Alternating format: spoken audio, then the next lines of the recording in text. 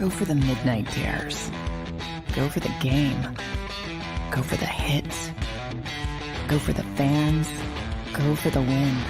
Go to Ocean Casino Resort. Book your trip at theoceanac.com.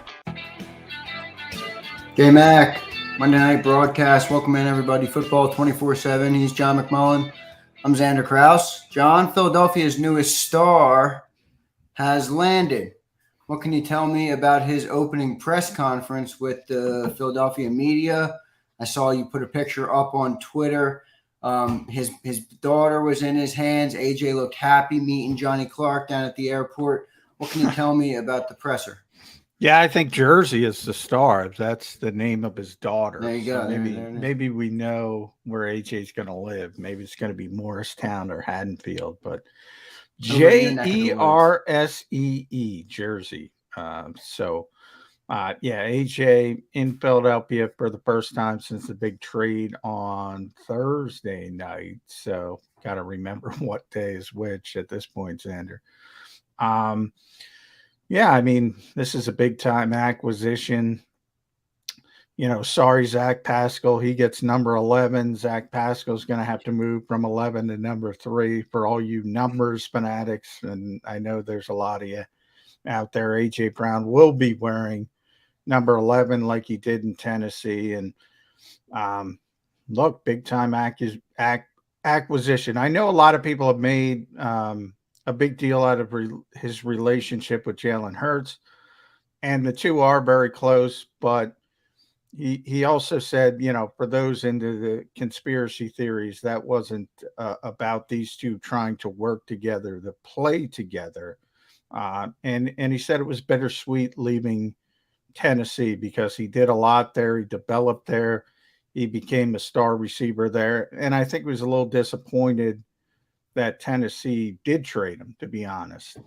But if he had to go somewhere else, I think that's where the relationship with Jalen Hurts comes in. And I think he's very happy to be there with Jalen.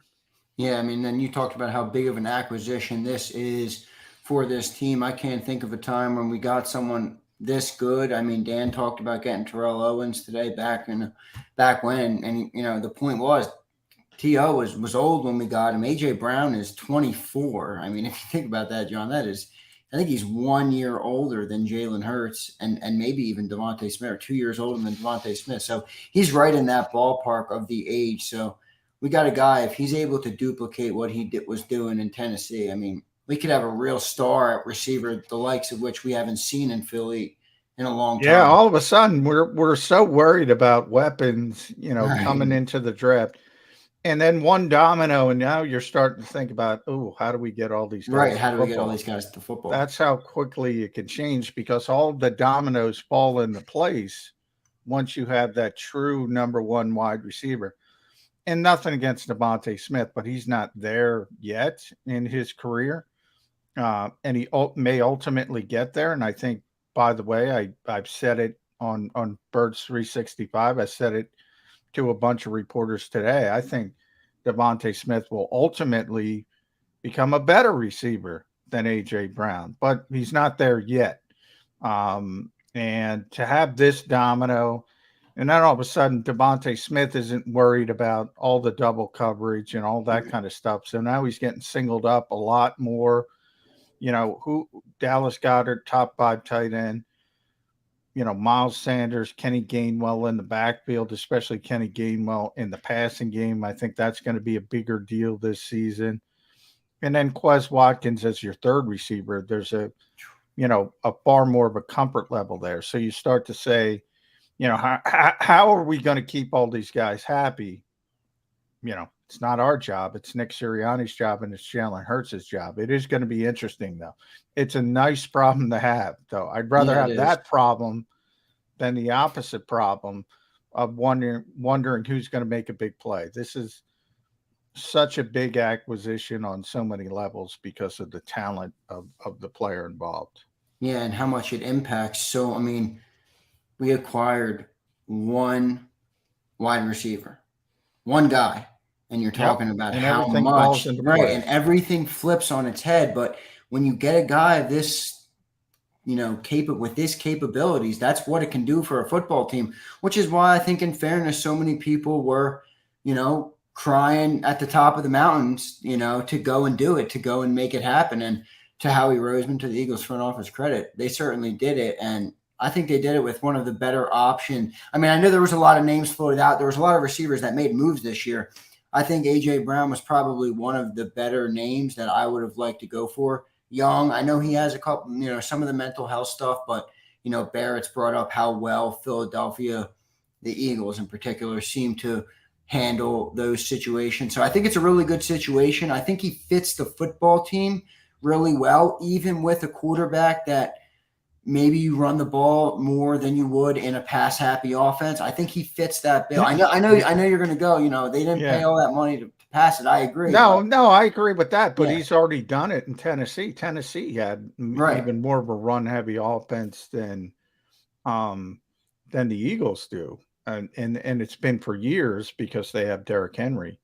But one of the things that struck me about AJ, because I had never talked to him before, I never met him before, how soft spoken he was. I almost expect receivers to be. We brought up T.O. earlier. Right. When you're talking about Dan Sileo bringing up T.O., you expect T.O. Maybe not to that level, but you expect this cocky guy who's just really soft spoken, really understated, not your typical diva NFL receiver. I think that's a positive as well. But yeah, what you said, where you were going, I mean, you're not paying him. Same thing with Hassan Reddick when people are saying, oh, I hope they don't use him an off-ball linebacker when the Eagles signed him. And they're not paying an off-ball linebacker what they're paying Hassan Reddick. It's going to be go get the quarterback. Same thing with A.J. Brown, though. They're not paying A.J. Brown to block. They're paying him to catch the football. And I don't know if you saw Nick Sirianni. I think it was Friday night. He was, Nick might be one of the most energetic guys I've ever met. And he took it up a notch. He put it on 15. He was so fired up. And that was after getting Cam Jurgens into Kobe Dean. But, as exciting as that was, the big gets, and we all know who they are. It's Jordan Davis and A.J. Brown. And for Nick Sirianni as an offensive coach, let's be honest, it's A.J. Brown. Yeah, and now that leads me to my next question.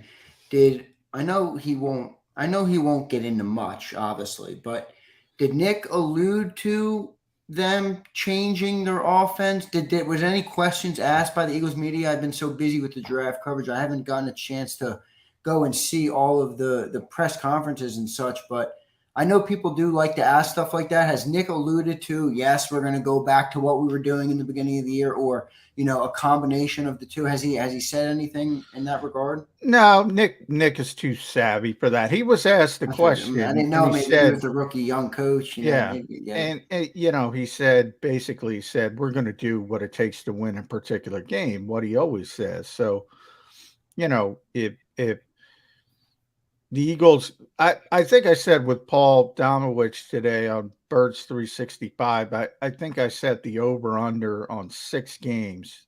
Damo went to 8 or 9, about half the season, because now we're playing 17 games. Right. But you'll be able to know, okay, is Jalen Hurts going to be the quarterback in 2023? There's not going to be any of this hemming and hawing like there was in 2021, because you could legitimately say, well, Jalen's not working with a lot. By the end, it was basically Devontae Smith and Dallas Goedert, and it became a run-first attack. We all know. And he was a big part of that, his ability to run the football. And we kept talking about he needs more weapons. He needs more weapons. He needs more weapons. Well, this is the domino that says you as a quarterback, and not Jalen Hurts. This could be Gardner Minshew or Reed Sinnett or Carson Strong or EJ Perry. Every quarterback the Eagles brought in, you can't ask for much more than AJ Brown Devontae Smith, Dallas Goedert, Miles Sanders, Kenny Gainwell, throw in Quez Watkins. You can't ask for much more than that. So, there are no more crutches to say, well, if maybe if we get this, if we get that.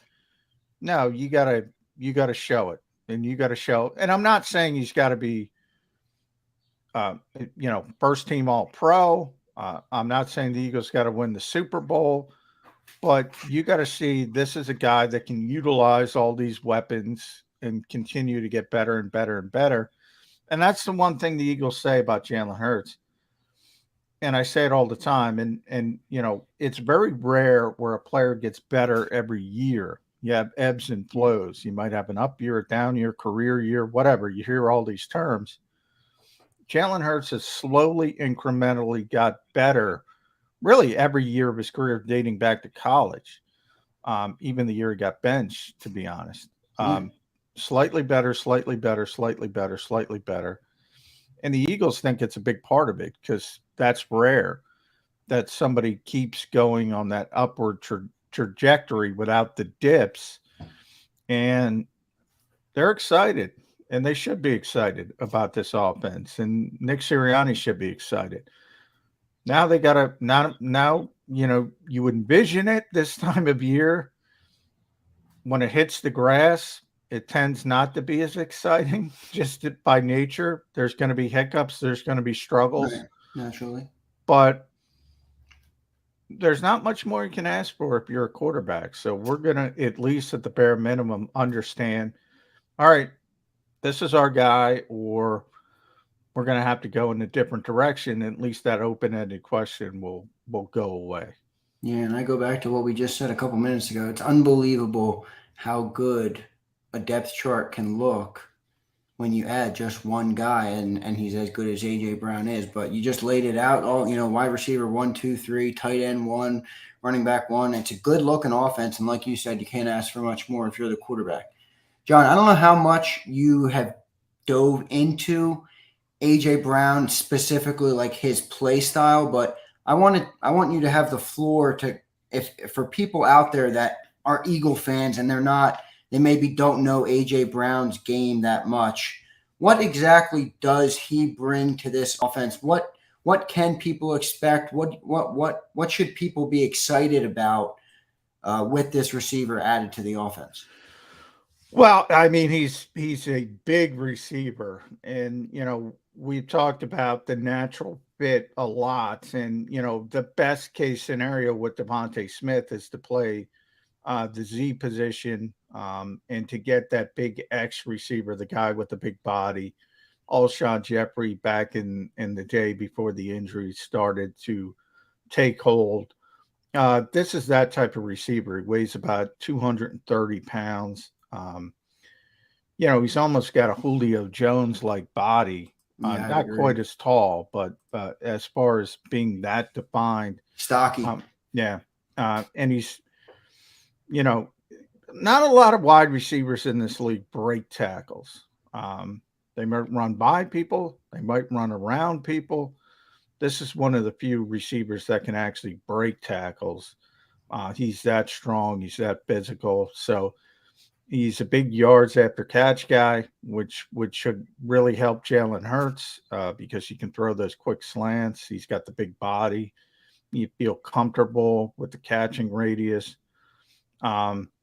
And it enables Devontae Smith to get off the line of scrimmage, and it becomes easier because, let's be honest, with Devontae, he is small. And even though he overcomes it, you can get physical with him at times. Certainly the better cornerbacks in this league.